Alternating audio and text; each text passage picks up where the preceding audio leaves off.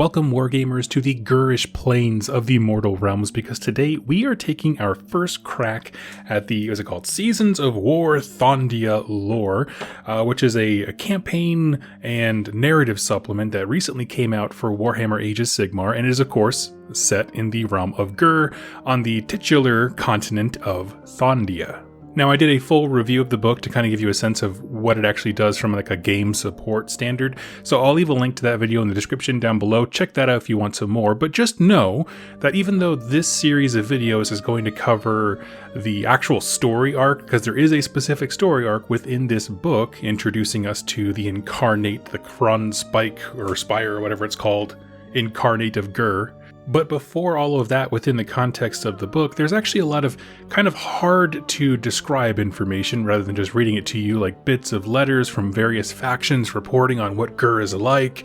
There's even a bestiary to even kind of solidify the fact that this is in fact the realm of beasts, and kind of gives you a in the lore setting of one free guild officer writing to another to be like, this is what you need to look out for. So just know that there's a lot of maps and kind of just setting and ambient reading, I guess you could say, to really get in the zone before this story ever takes off. Now, even though Age of Sigmar 3rd edition has been out for a bit, this is actually our first push forward when it comes to the narrative since the new edition launched. And it picks up right at the tail end of where Dominion, meaning not the Dominion novel by Darius Inks, which is awesome, you should read it, but rather the box set Dominion that introduced Age of Sigmar to us all in terms of the 3rd edition, where that story picks up. I also did a video on that. It's regarding the Amberstone Watch, and just to give a very painfully brief synopsis, a bunch of cruel boys decided that they were going to poison a very important part of the realm, sort of a meeting of various ley lines and geomantic power, and in doing so, it would essentially poison the continent of Thondia, and hopefully the continent would kind of shiver off this sickened section, as if almost to, like some animals can like rip off a diseased body part or something like that and grow it back. That's what they wanted to do with this section of Thondia that also happened to contain the city of Excelsius. Literally just sink it into the ocean, don't even march on the city, poison the realm, it all falls apart. Kragnos will get mad because it seems like maybe the humans had something to do with it, and he would get mad and be on the cruel boy side. Everybody wins. Except for, the humans and ultimately, I guess, Kragnos. But the cruel boys feel really cool about it. Now, these plans that they had are totally botched, because while they did manage, the cruel boys that is, to take over the Amberstone Watch after a nice brutal battle that you and I get to represent in the Dominion box set, Andrasta comes in, that's the angel-looking model, the Huntress of Sigmar, comes down and puts a stop to it. Essentially shatters the tribe, or a war clan rather, and they all start just kind of going off in various directions. Now, we learn here that the canon ending to the Dominion box set is that it kind of worked. That is to say, the cruel boys started this poisoning, and there were earthquakes and meaningful consequences to it from the stability of the region area, but they didn't get far enough along to have the effect that they intended, meaning Excelsius is just fine. The wrath of Kragnos was not brought to this little section of the realms because he's not seeing, Excelsius fall into the ocean and part of his homeland break away, nothing like that. So while they did some damage, the real question is, how do we keep this from happening again? Now, at this moment, because the story does, like I say, pick up immediately afterwards, so there are one storm host called the Auric Lions, which are descended from the Hammers of Sigmar, so sort of like a sub-chamber of them. If you're playing them, you would use their rules.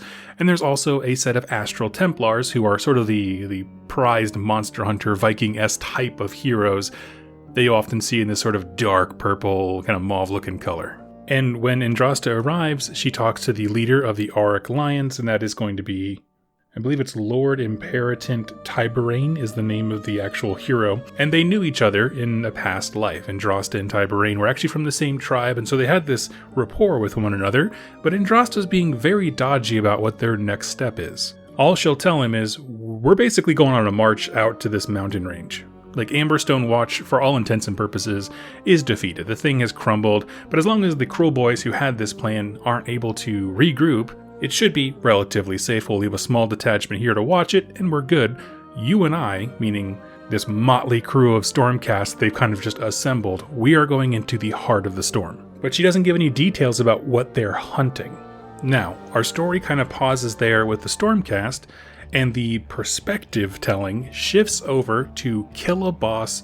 Is it Brakagok is how I pronounce it? Who was the one leading the attack on the Amberstone Watch in the first place. His Orc war clan was smashed. He was able to kind of rally in a couple of people to follow him, but for the most part, he and his cruel boys are just kind of meandering through the forest, unsure of what to do now.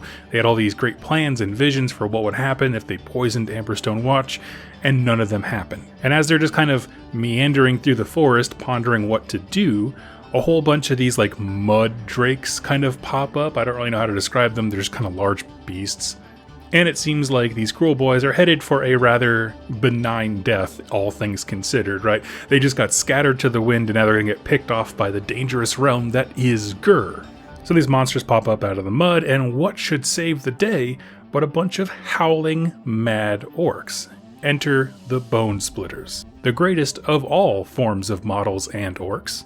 And the Bone Splitters come in screaming, they attack all the drakes, again they're trying to kill them, and the cruel boys are just watching all of this unfold all around them, and they're like, what the heck? Because the Bone Splitters are like, jumping on top of them, some of them are doing the death ride, if you know what that is, throwback to old editions.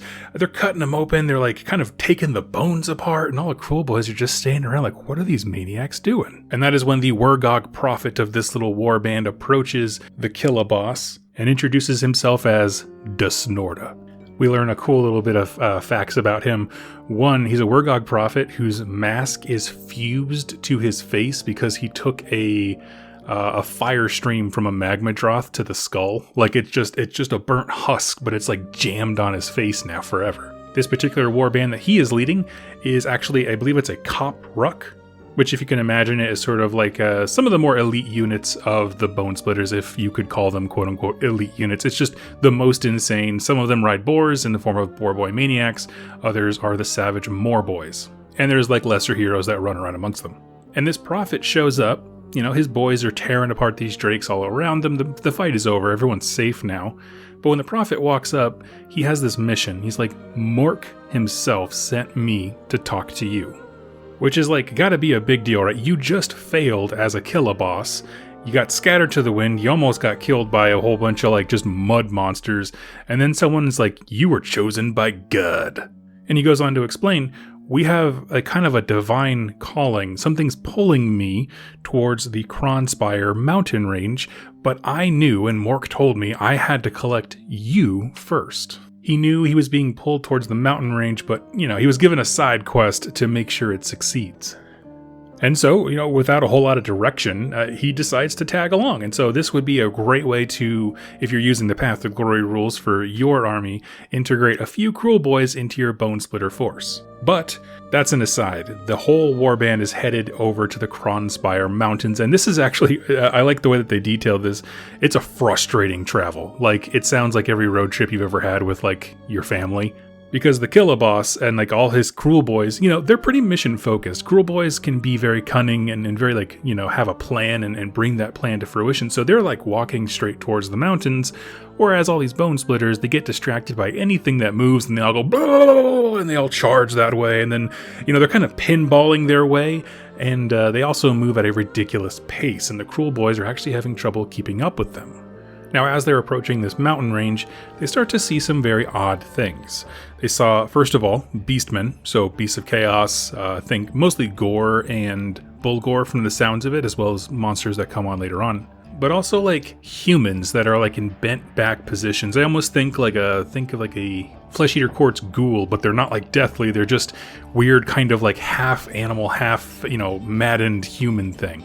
And so, as they are wont to do, these two factions absolutely start screaming and yelling at each other. Whole wall of Bone Splitters charges, a whole wall of Beastmen charges the other direction, and they start having a wonderful fight. It is noted that kind of the Beasts of Chaos are at sort of a disadvantage because usually they're an ambush army, and this is one time where the Bone Splitters just happened to roll up on them, so they got surprised rather than doing the surprising. But regardless, there's a lot of muscle here, and so the two forces clash. In the center of all this madness, the Bray Herd Shaman starts trying to take out Desnorda. They have a little wizard's duel. It actually takes quite a bit of that story, is just these two going back and forth, and so While that's happening, the Cruel Boys are firing off their Manskewer bolts. They got, all their fighters, the Gut Rippers, are in the thick of it. But Killaboss Brakagok is watching. Right, he was fighting for a bit, and then he kind of faded back to kind of see, because something weird was happening around them, and he wanted to kind of get a sense of it. Which again is just a reinforcement to me. Cruel Boys are just really good at knowing their environment. They can read a room. So he slinks back a little bit for a command view and takes stock of the entire battlefield and notices, there's bones all over the ground because it's Ghur, it just happens. But they're all like rattling. And they're not just like rattling like people are stepping around them and it's making the earth quake. They're like shaking all the way up into the air like a foot or two. And it seems that it's tied to whatever wizard battle is happening here. So the story keeps going of, Great Bray Shaman's like firing lightning bolts, and all of a sudden, Desnorda makes a giant green fist come out of the sky and punch the dude in the face. Like, it's just a really cool fight. But the more it goes on, these random bones that are shaking on the ground begin to kind of take some crude form. It almost looks more like a golem than anything else. And at one point, it will rise up and kind of make a scream right as two of these magic energy bolts from each caster are hitting each other. It lets loose that scream and then just detonates. And when it detonates, it describes like a shockwave that goes out. Everybody is knocked on their tail. Everything goes silent. The only person who had a great perspective to watch it all was Brakagok. At this point, the Great Bray Shaman stands up and kind of motions kind of a parlay. He wants to chat a little bit. So the lines kind of separate. They all fall back. They're all just, kind of posturing to one another. All the beastmen are like flexing muscles and stuff like that. And all the bone splitters are showing off thick thighs, just kind of trying to get each other to like, yeah, I'm not scared of you, blah, blah, blah. We'll start this fight all over again. But the leaders, meaning the Great Bray Shaman, Desnorda, and the Killaboss all walk up together and they have a little meeting. And this Brayherd Shaman introduces himself as Goragon Kai, Twisthorn, Woebringer. I speak for the Shadowgave, Beast, who and then they cut him off. The orcs are just like, what do you want? So rather than listing out that entire name all the time, or I think the book just calls him Kai later on, we're going to give him a more accurate name, which is Exposition Goat, because he's going to explain what's happening to us. So this is my summary of what our Exposition Goat has to say. Essentially, since Alariel did her ritual of life magic, which he was a part of trying to shut that down, since she did that, something has been happening in the realms, where those attuned to it, like say the Lumineth or certain types of beastmen, I'm sure various other factions can do this too, if you were attuned to the realms, you knew they were in pain, but that's different now that that pain seems to be somehow manifesting itself. Wherever there are big pools of magic, meaning their magic fight, for example, or just natural reservoirs like, say, the Kronspire mountain range, weird things are happening. And it's happening differently in every realm, but the big one here is in Ghur, because there's just something untethered and unleashed about the magic that it seems to be happening faster than the other realms. Where there's a big swelling of pain and power and those kinds of things, the realms are now manifesting themselves. So what we had witnessed in that was a Kronspire of Ghur, an incarnate, trying to form. It's taking all the madness and the rage and the energy and the magic power, like raw arcane power of lightning bolts firing at each other, absorbing it into itself, kind of like a battery, and it's trying to reach for sentience, but the Great Bray Shaman says it was missing a crucial piece. It didn't have a realm stone core. It seems, from his observations, if one of these kind of creations is centered around a hunk of realmstone of that realm, that acts as an anchor for it. So it keeps it tethered in reality. There's enough there for it to keep moving and have a small level of sentience itself.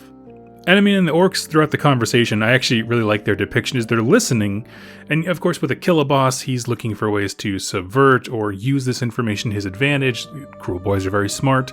On the flip side, the Wargog Prophet, he is like, what? I mean, he just wants to understand the magic.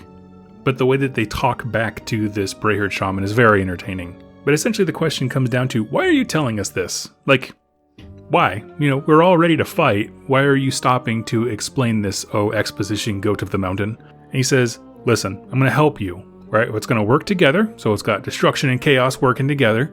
and I'm going to help you with some mountain passages. I'll lead you. We're going to get this beast. Whatever it is, we're going to find it, and I'll lead you right to it. And they're like, well, why would we trust you? It's like, you don't have to. All I want to do is see this thing in action. And right as the orcs are about to basically decline and be like, nah, we'll just get back to fighting, it's fine, the shaman shows them a vision of Stormcast on the march. He is actually showing them Andrasta and her mangled crew of Auric Lions and Astral Templars, like the force that left in our kind of previous arc of the story. So now they know, okay, so it's not just a hunt that we're in for whatever this thing is, but now it's a race too.